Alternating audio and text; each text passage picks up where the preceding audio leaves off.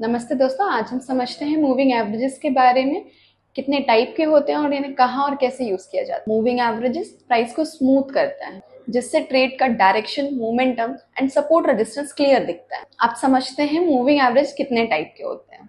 हाँ, तो पहला है सिंपल मूविंग एवरेज, जिसमें फिक्स पीरियड का एवरेज होता है। दूसरा है एक्सपोनेंशियल मूविंग एवरेज, इसमें रीसेंट प्राइस को ज्यादा वेट दिया जाता है। और तीसरा है वेटेज मूविंग एवरेज, इसमें हर कैंडल को वेटेज दिया जाता है। अब हम बात करते हैं इंपॉर्टेंट मूविंग एवरेज और इनके सिग्निफिकेंस की।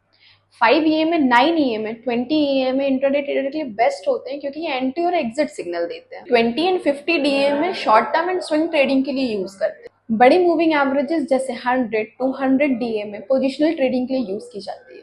आइए अब हम इन्हें थोड़ा और डिटेल में समझ लेते हैं। 50 EMA शॉर्ट टर्म ट्रेडर के लिए सबसे रिलायबल इंडिकेटर माना जाता है।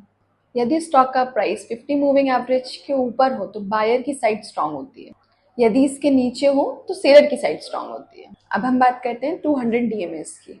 इसे स्टॉक का लॉन्ग टर्म ट्रेंड पता करने के लिए यूज किया जाता है। यदि स्टॉक 200 DMA के ऊपर है तो इसे अप ट्रेड में माना जाता है, एंड 200 DMAs के डाउन में है तो इसे डाउन ट्रेंड माना जाता है। इसके अलावा मार्केट में फेमस सिग्नल है golden crossover and death crossover. और जब 50 DMA 200 DMA को क्रॉस करे ऊपर की ओर तो इसे गोल्डन क्रॉसओवर कहते हैं। जब 50 DMA क्रॉस करे 200 DMA को नीचे की ओर तो इसे डेथ क्रॉसओवर कहते हैं।